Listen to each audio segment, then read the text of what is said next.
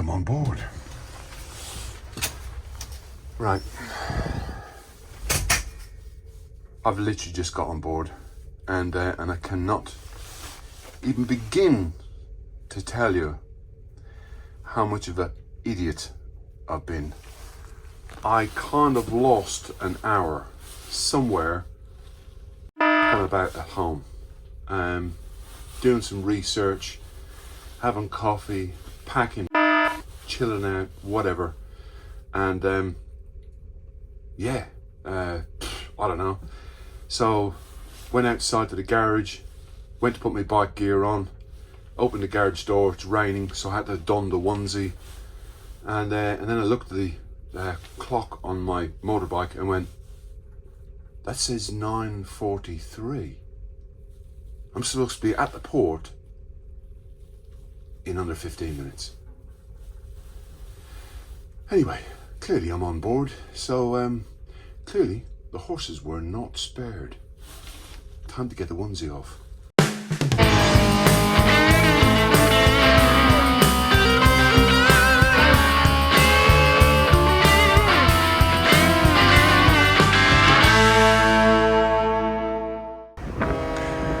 I'm on the smoking deck because I can't find how to get out of the front part of the boat, but it's not a bad view from back here. Of all the things that I could have forgot, I've just realised what I did forget: the charging cable for this phone. Anyway, so off there in the distance is the Hook of Holland. It's now 7 o'clock local, so we'll be hopefully in the port within the next hour and be disembarking within the next hour. Good morning and welcome to the Netherlands. It's very early in the morning, UK time 7:30, local time 8:30.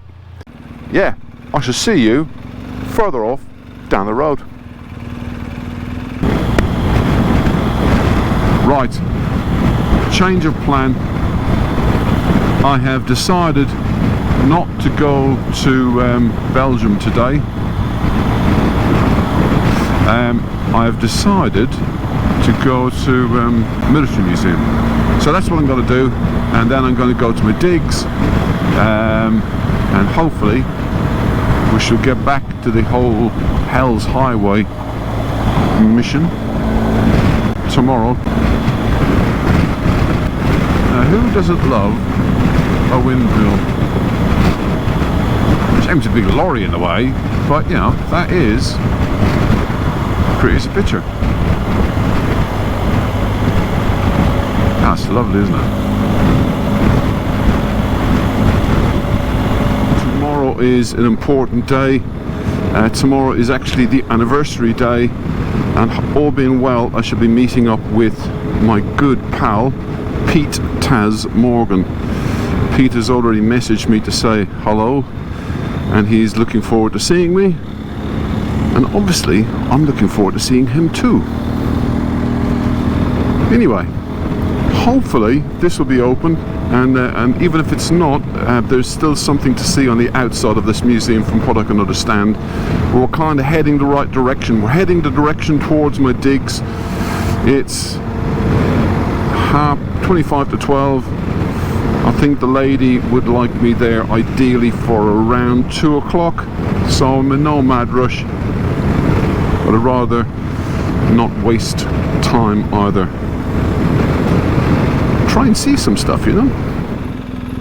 And that windmill on the right, just about to hoist the airborne flag, is the place that I'm going to.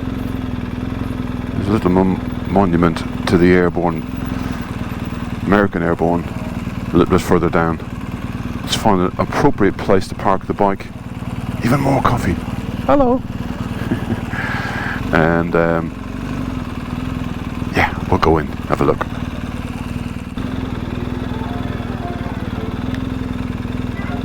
Oh wow.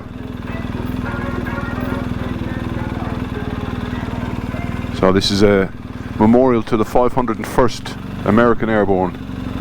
And I think I shall park in there.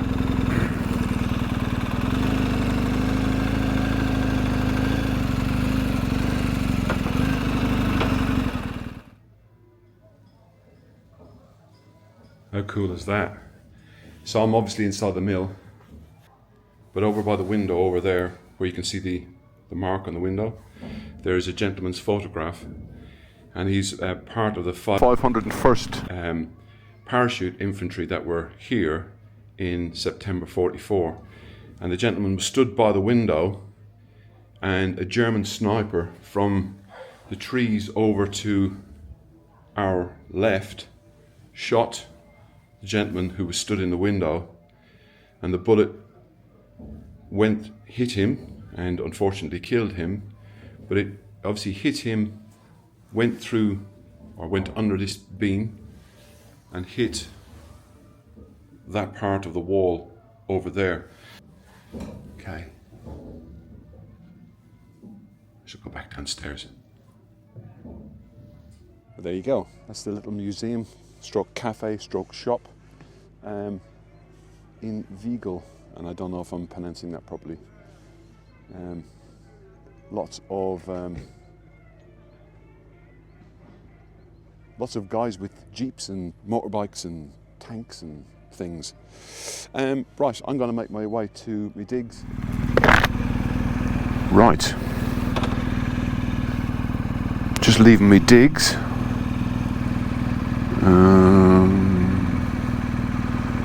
Gonna pop out for a little while. A few little places nearby. That's where I'm staying.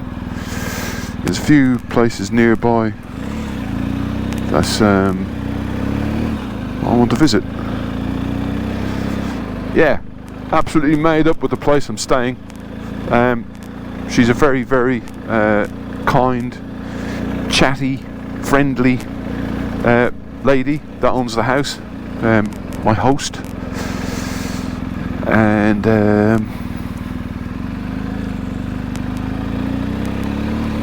yeah, kind of nothing's too much trouble, which is just lovely. Come and go as you please, the house is yours, but obviously you don't want to take advantage of that or abuse that situation. So and this is what I was going to say, she's got a really lovely dog and a cat that talks, so hopefully I shall put in a little bit of the cat talking. It really does, it talks. Anyway, where am I going? I'm going to some of the glider landing LZs that is nearby where I'm staying. About 30-minute ride. I'm going to switch off until I get within a stone's throw of the thing that I want to go and see. Does any of that make sense? Right, we're nearly there. Unfortunately, the rain is kind of threatening a little bit. Oh, I can see it. I don't know if you can see it, but if you can't, don't worry, because you'll see it close up and personal in a minute. So this area here was a landing, a LZ for the American Airborne Forces, and what the locals have done is put a life-size replica, if that makes sense, of a Waco glider, Waco glider down here. The Americans had Waco gliders, and this is a life-size replica of a sand. Sand.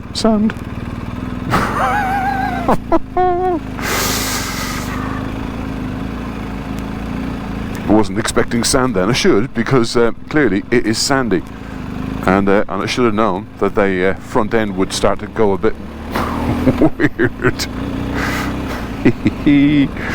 Look at that. Right, I'm not sure how you pronounce the name of these gliders. The British used, as I said coming along, used Horsa gliders, and the Americans used Waco or Waco gliders, and this is a life-size replica of an American, I'm going to go with Waco glider. They would put a Jeep inside the real thing, one of those, so that, you know, you would have a Jeep basically when you landed and into your theatre of war. I'm going to put the name of the app on the screen because it's only fair. I've been using an app, and it's really for cycling. So all of these routes really that I've just ridden up is really a cyclist route, and they give you lots of really interesting places, kind of a little bit off the beaten track, that you possibly wouldn't normally know about. So yeah, like I was saying when I was riding along, all of this area here, you can kind of see why, was landing zone. The real thing would have been made of wood, and apparently you would fit 13 men along those benches facing each other. Normally they would have 2 people fly it. Actually quite tall, I'm surprised. I don't have a duck. I'm 6'5". So yeah, 2 people fly it, one left and one right. But because there was such a high demand for Operation Market Garden, apparently they only stuck 1 pilot in an awful lot of the gliders. So if flak hit your glider and your pilot was unfortunate enough to get hit, all of your 13 men in the back of the glider, unless one of them could jump in and replace him, you boys were in a lot of trouble. CG-4 is an American military glider that was deployed on multiple occasions during the Second World War, amongst others during Operation Market Garden. In total, 375 of these Waco gliders landed in the surroundings of Groesbeek, I don't know if I'm pronouncing that right, in addition to the men of the 325th Glider Infantry Regiment. They also brought jeeps, trailers and supplies. Oh, and howitzers. I was wondering what that last word was, sorry. There you go. So I found some blurb on the app that I was talking about earlier. So hopefully that gives you a bit of more information on it. Right, let's get back on the bike. Whilst we're waiting at Rencombe for the airdrop to happen, there is plenty to see, so I'm going to have a wander around.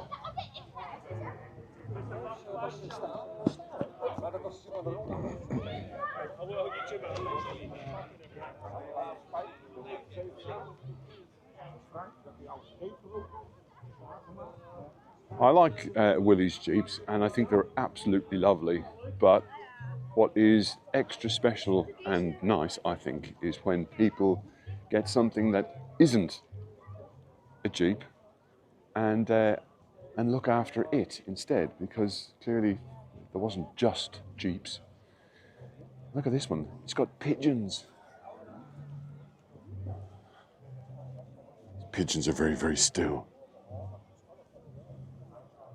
Pigeons are standing to attention. Don't think they're real. But still, we like it. The medical corps, sorry.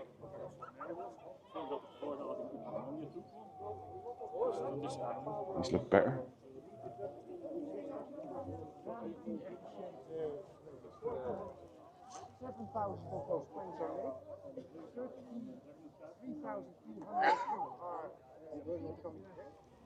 Okay, someone did tell me, in fact, Krista did tell me that there is a helicopter landing here today. So maybe that's what's happening. It is.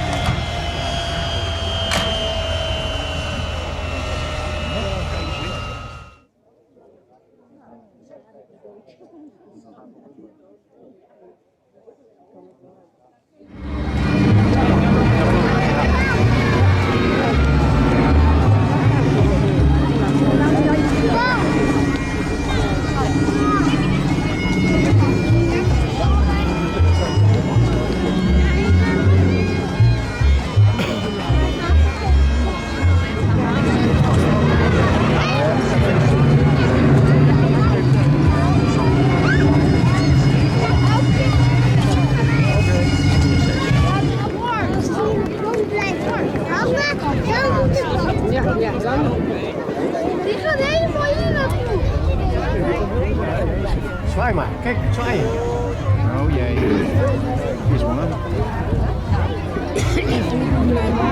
Ja, netjes.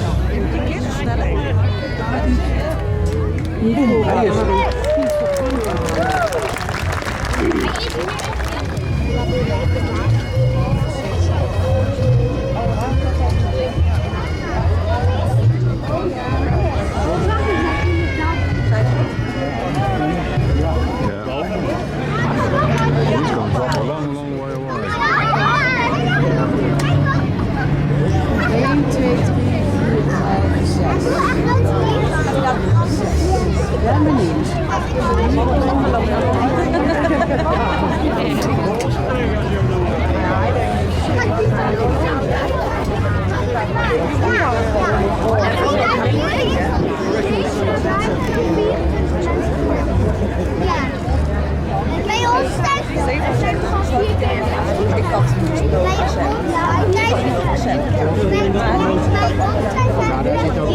Zie je ze, Sanjo?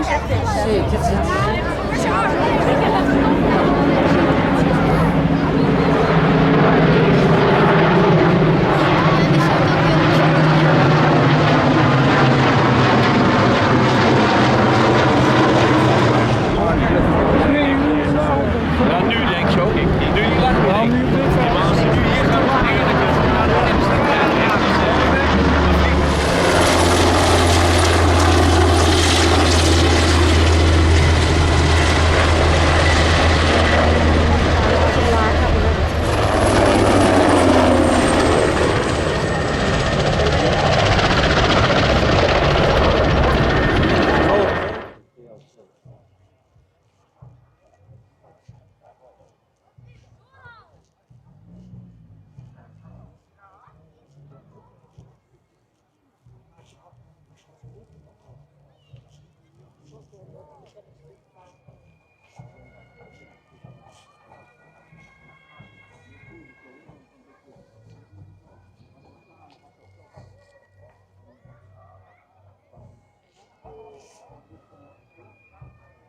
I can't tell you, if you had smell-o-vision, the smell of canvas and old vehicles is just amazing.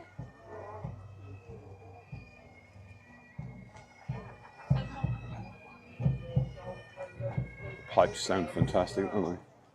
As if you like pipes, that is, but I think they sound fantastic.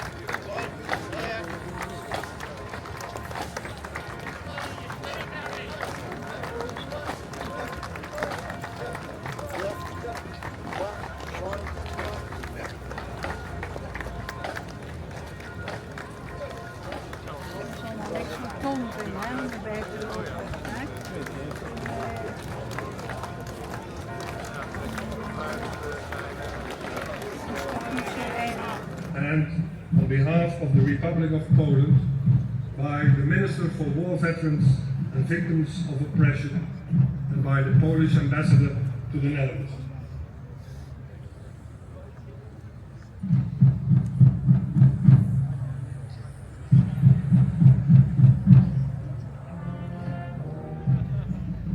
During Operation Market Garden, soldiers from Canada and the United States supported their fellow soldiers from the United Kingdom and Poland during the fighting near Arnhem. Many lost their lives performing their duty. On behalf of Canada, a wreath will be laid by the Canadian Ambassador to the Netherlands, and on behalf of the United States of America, by the American Ambassador to the Netherlands.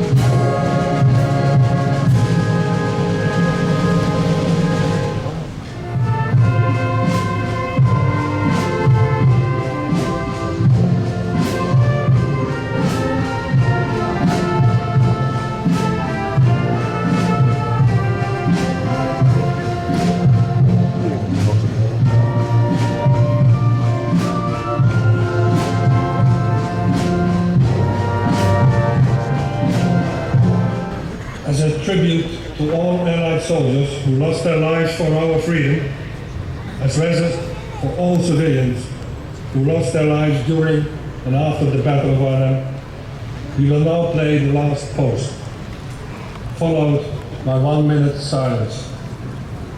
After the minute of silence, the national anthems will be played of the United Kingdom, Poland and the Netherlands. Simultaneously, the national flags of these countries will be hoisted. May I ask those who are seated, if you are able to do so, to stand.